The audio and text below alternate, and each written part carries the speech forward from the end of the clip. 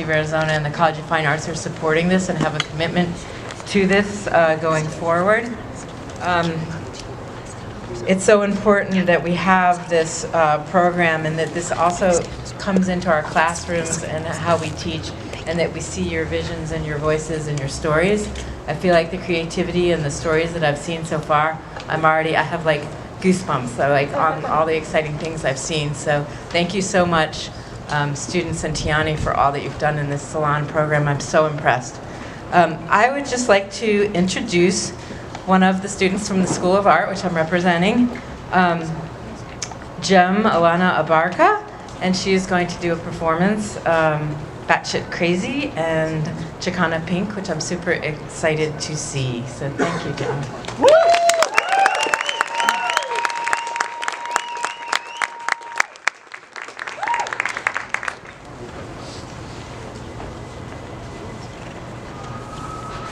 Bit of a setup involved, so please give me a few moments.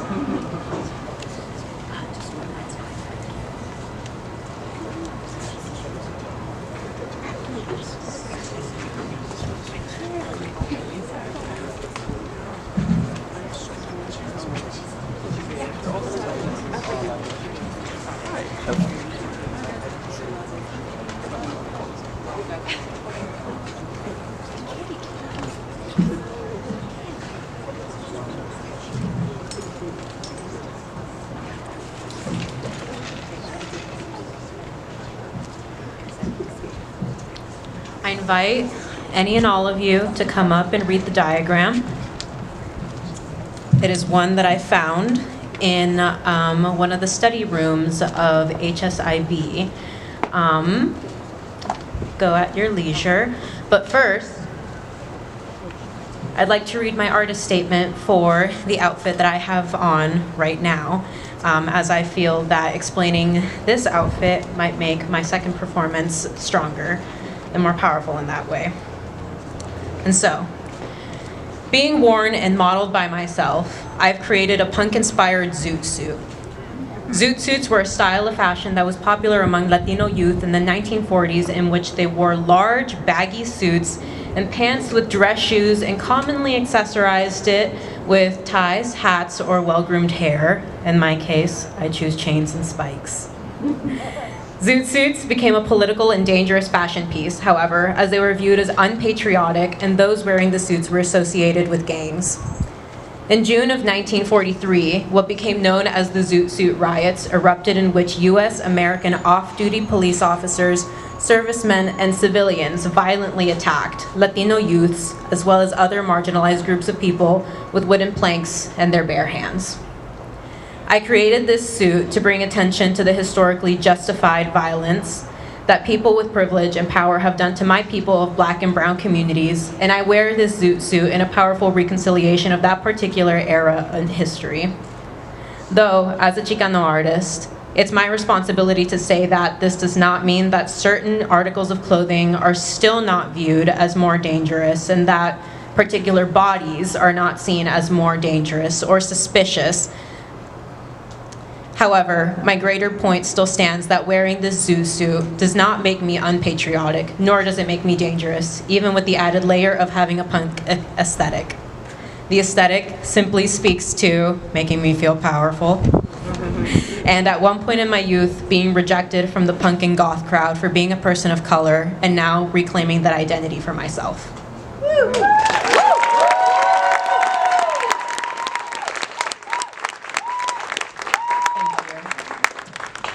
Later on, feel free to come up and ask me about my patches. I love showing those off. And now I'll be doing my piece, Batshit Crazy.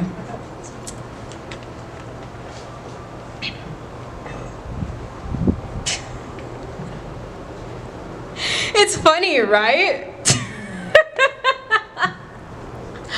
Oh, it's funny, isn't it? How the flick of my wrist, the tone of my voice, the twitch of my eyebrow, and the click of my tongue is so loco, it's considered batshit crazy. Are we still laughing?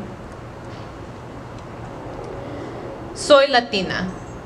Everything about me, from my toes to my nose to the deep wisdoms and mysteries inside my soul, are Latina. But this isn't just about Latinas. I'll loop in my sisters and from other misters, Black and Native girls too, because my brother from another mother. What is a ghetto girl? Is it my hair? Is it my tone? Is it my big hoops? Is it the way that I talk? Is it the way that I move? Is it the way that I hold myself? Or is it the way that I hold you accountable? Is my Latinidad scary? Is my Latinidad, am I too much for you? So much that in order to comprehend me, to understand me, you dismiss me. You box me, and you call me crazy. No. Because see, you'll never understand me and the badass women with Latinidad running through our veins and pride pounding in our hearts if you make us out as something hysterical for your comfort with these lies called stereotypes. Do you want for my voice to be softer? For my body to be calmer? Delicate? Docile? Submissive? Or is that not spicy enough for you? Oh, porque cuando tú quieres una sexy mami, ven aquí, baby. Damn, look at that ass. Sí somos buenas, huh? We're good for you. Not batshit crazy, huh? No, not for you. These hands that flare in articulation and proclamation are not for you. These lips that speak of love, of truth, are not for you. And these hips that sway with confidence, conviction, are not for you. And this ass that busts itself, trying to make space, trying to take up space for myself and the people like me, is not for you. So what's good, fool? Because the second that you picked up that pen, mightier than the sword, wrote your words and pierced them into my mind, you waged a war. My weapon of choice, my voice. Because my batshit Latinidad has me talking about you and anyone like you in the street while you hide behind a closed mind. So, to make myself clear in case you couldn't understand me in my Latina, synonymous with ghetto form of speaking, my Latinas and Hispanics, we get loud. We talk with our hands. We move our faces to show our feelings. We know we have something worth hearing and we say it loud enough for the last person in the back to hear because it's that important. We know how and when to give people a piece of our minds when our boundaries have been crossed. So, if you see me at my batshit crazy, think about it. Thank you.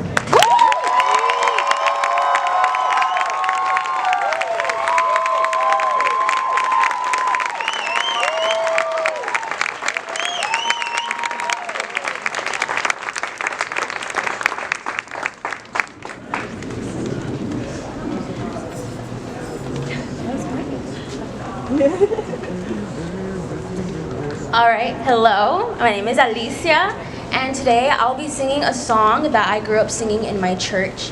Some things have happened recently that made me realize how important this music is to me, and without any of this, I wouldn't be here.